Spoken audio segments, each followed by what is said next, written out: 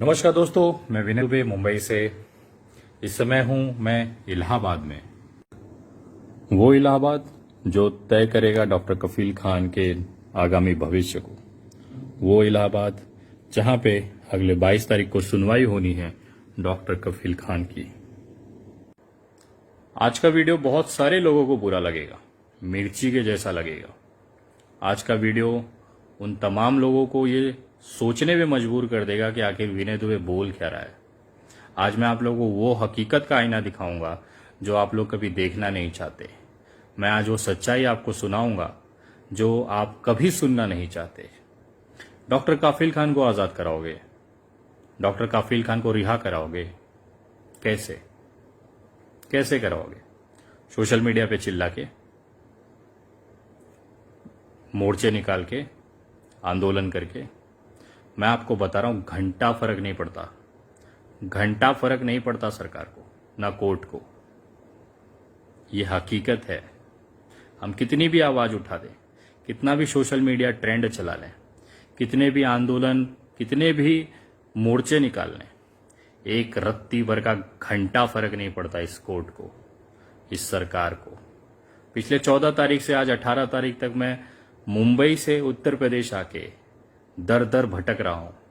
मैं उस उम्मीद से हर उस व्यक्ति से मिल रहा हूं कि शायद ये डॉक्टर काफिल खान को छुड़ा दे, लेकिन मैं इस तरह से आज निराश हूं। एक ऐसा बंदा मुझे नहीं मिला जो ये कह दे कि विनय डॉक्टर काफिल खान रिहा हो जाएगा।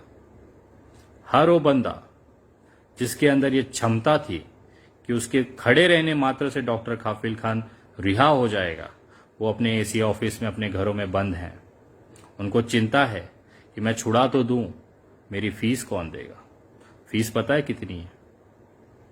मैं जिंदगी में बहुत केसेस देखे, लेकिन डॉक्टर काफिल खान का केस मेरी जिंदगी का अनुभव बदल दिया।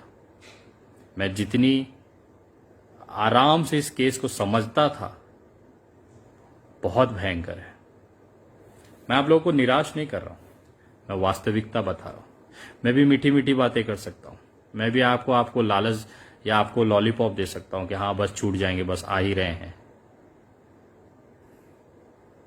आज जितने भी वो व्यक्ति हैं जो सक्षम हैं, कोई आगे नहीं आ रहा है। केवल एक जगह मामला आके रुक जाता है, पैसा, फीस। हम नहीं सक्षम हैं। एक आम इंसान के लिए अदालत नहीं है। रासुका जैसे मामले में तो बिल्कुल नहीं है। मैं उन तमाम क्रांतिकारी भाइयों से बोलना चाहता हूं, कुछ भी हो, कोई भी मामला चले, रासुका ना होने पाए। मैं आपको बता रहा हूं। और खास तौर पे रासुका ऐसी काला कानून है, इतने करीब से मैं उसे समझा, इतना भयंकर। एक नेता अगर गुस्सा हो जाए, अगर उसका ईगो हर्ट हो जाए, वो आपकी पूरी जिंदगी खराब कर देगा। वो आपके परिवार को खून के आंसू रुला देगा और आप घंटा कुछ नहीं कर सकते। कानून उनका, प्रशासन उनका, सरकार उनकी। कौन जज, कौन कमिश्नर, कौन एसपी सरकार के विरोध में जाए? आज आपको पता है डॉक्टर काफिल खान के खिलाफ जो एडवोकेट केस लड़ रहा है वो कौन है? गोयल सर। गोयल सर इस इलाहाबाद के सबसे ताकतवर एडवोकेट हैं, जो अटॉर्नी जनरल है उत्तर प्रदेश सरकार के। वो शख्स अपनी पूरी टीम के साथ डॉक्टर काफिल खान की रिहाई को ना हो, इसके लिए पूरी ताकत लगा देता है। और डॉक्टर काफिल खान की तरफ से कौन आता है? मैं ये नहीं कह रहा हूं कि उनका परिवार कोशिश नहीं कर रहा है, लेकिन वो कोशिश पर्याप्त नहीं है। मैं हमेशा कहता हूं कि पैसा, ताकत और पावर कुछ भी बदल सकता है, कुछ भी करवा सकता है। इसी के लिए सलमान खान ने जो हिरन, काला हिरन की जो हत्या हुई थी, उसमें हिरन को सलमान खान ने नहीं मारा था, वो हिरन ने खुद सुसाइड कर लिया था। मैं आपको उदाहरण दे सकता हूं, ऐसे सैकड़ों उदाहरण इस देश में पड़े। असलियत सभी जानते हैं, लेकिन जब मामला कोर्ट में होता है तो कोर्ट केवल सबूत, आर्ग्यूमेंट पे चलता है, रिपोर्ट्स पे चलता है। वहां हम कितने भी आंदोलन कर लें, कितने भी सोशल मीडिया ट्रेंड कर लें, कितने भी मोर्चे आंदोलन निकाल लें, उसकी कोई औकात नहीं है। तकलीफ होता है मुझे कि मेरी चीजें आप लोग नहीं समझ पा रहे, यहां तक कि उनका परिवार तक नहीं समझ पाया।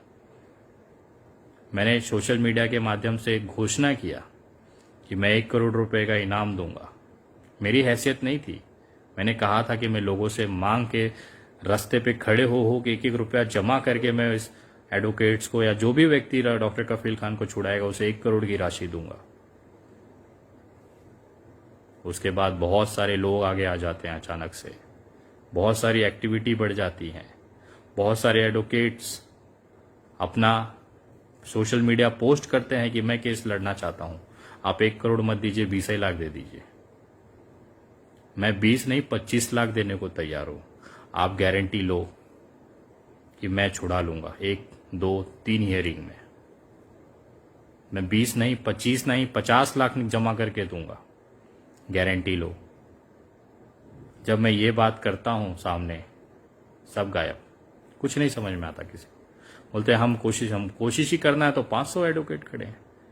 मैं 25 लाख या 5-5 हजार दे के हर हियरिंग करा, वो भी तो कोशिश ही करेगा। आपकी कोशिश उसकी कोशिश में क्या फर्क है? आपके अगर इतना दम नहीं है जो खुल के बोल सके कि मैं गारंटी देता हूं 22 तारीख को छूट जाएगा, 25 लाख रुपया टेबल पे रखो, विनय दुबे 25 लाख रुपया टेबल पे रख देगा। गारंटी देने के लिए कोई नहीं है आज। मैं सारे लोगों की बातें सुनता हूं, सारे जजों के अनुभव की बातें सुनता हूं, सारे सीनियर एडवोकेट्स की बात सुनता हूं। सब सुनने के बाद मैं सिर्फ एक ही चीज पूछता हूं, सर 22 तारीख को डॉक्टर कफील खान छूट जाएंगे, गारंटी दे दीजिए, मैं भी पैसा रख देता हूं। वो कहते हैं हम कोशिश करेंगे। कोई गारंटी नहीं ले सकता। इस दुनिया की, इस धरती पे, इस भारत के संविधान में यही तो खूबसूरती है।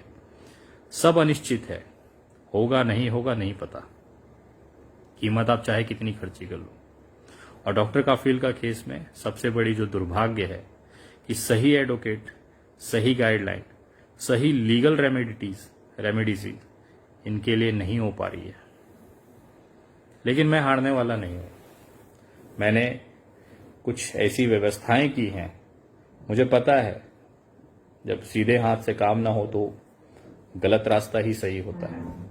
तो अब मैं वो हर रास्ता इस्तेमाल कर रहा हूं जहां से डॉक्टर कफील खान रिहा हो जाए। मुझे देखना है इस कानून के अंदर हमारे जैसे लोगों की क्या भूमिका होती है, इस अदालतों में हम जैसे लोग कितने सक्सेस हो पाते हैं, मैं देखना चाहता हूं। और ये केस एक प्रयोग हो गया है इस पूरे भारत के लिए।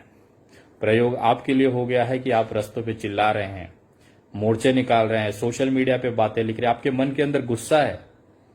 ये प्रयोग हो गया है सरकार के लिए। वो देखना चाहती है कि एक आम इंसान कितना चिल्ला सकता है, कितना भौंक सकता है, कितना आंदोलन कर सकता है। ये प्रयोग हो गया है उन एडवोकेटों के लिए कि वो क्या पैतरे इस्तेमाल करें कि डॉक्टर कफील खान को रिहा होने के लिए कोशिश करें। ये प्रयोग हो गया है उस न्यायपालिका के लिए जहां पे भारत का इंसान न्याय की उम्मीद से जाता है। मैं आपको कहना चाहता हूं, डॉक्टर कफील खान अपराधी है, वो एक बेगुनाह इंसान है। अरे वो डॉक्टर है, उसका क्राइम से कहीं दूर दूर तक का लेना नहीं। उसके ऊपर रासुका जैसी धाराएं लगी हैं और देश में एक से एक गैंगस्टर बैठे हुए हैं जो विधायक और सांसद बन चुके हैं। यही तो हमारे देश की लोकतंत्र की खूबसूरती है। मैं आज जो चीज आपसे कहना चाहता हूं, पैसे का काम केवल पैसे से होता है। कुछ लोगों को इसमें धंधा दिखाई देता है। मुझे एक रिटायर्ड जज ने कहा, बहुत खूबसूरत बात कही, मैं मानता हूं कि उन्होंने बहुत वास्तविकता मुझे समझाई।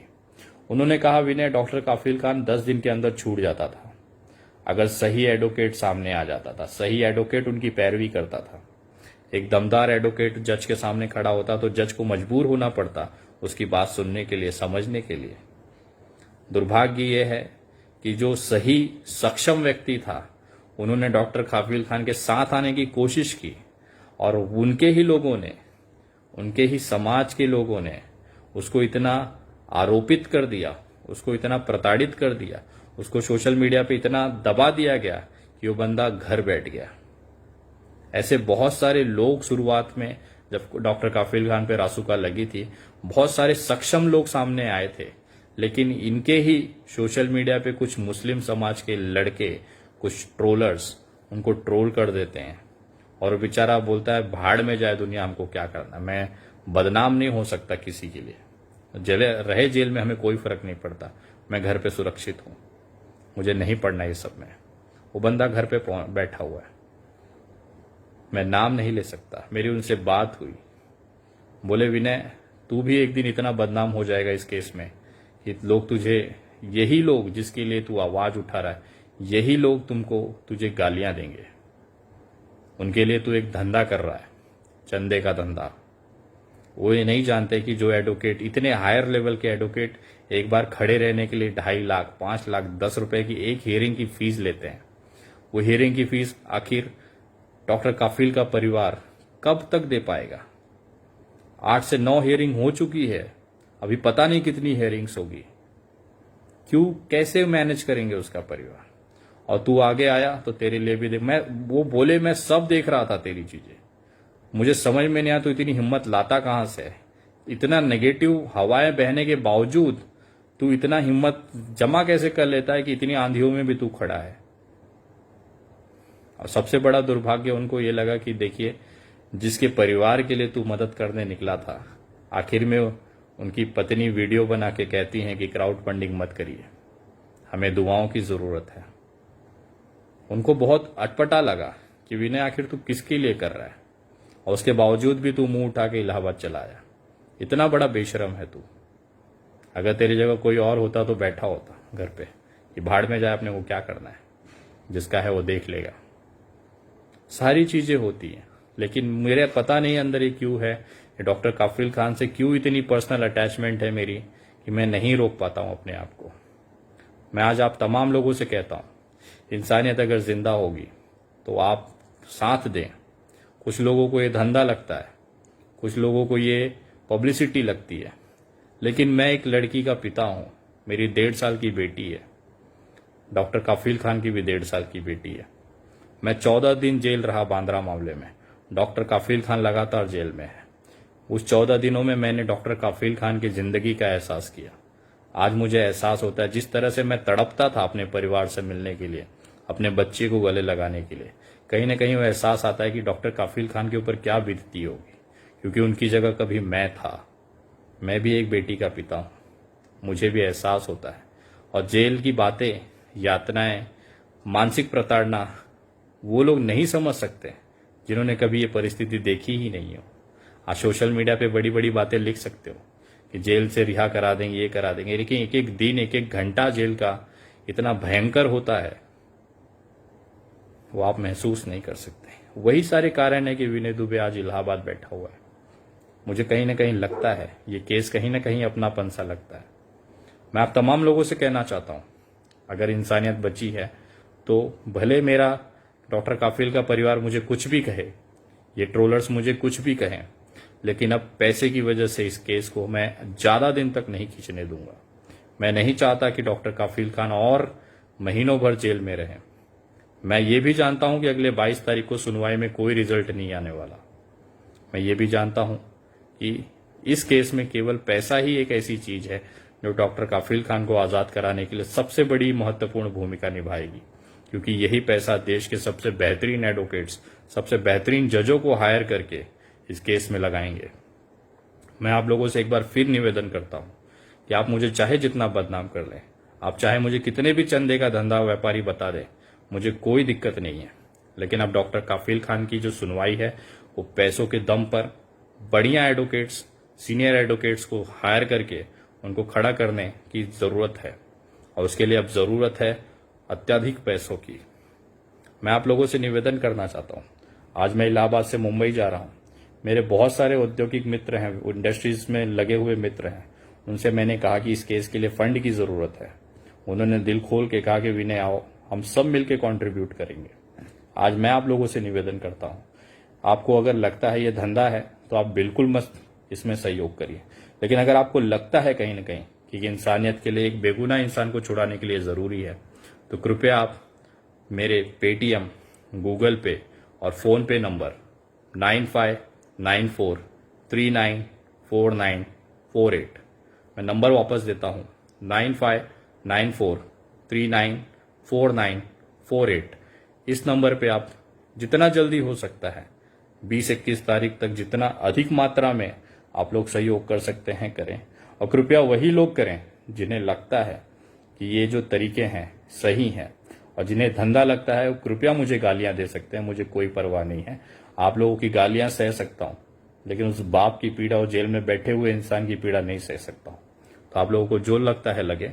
यहां तक कि डॉक्टर काफिल खान के परिवार को, उनकी पत्नी तक को मैं ये कहना चाहता हूं, आप कितना भी क्राउड फंडिंग का निवेदन न करें या जो भी है उसे रोके, मुझे कोई परवाह नहीं है।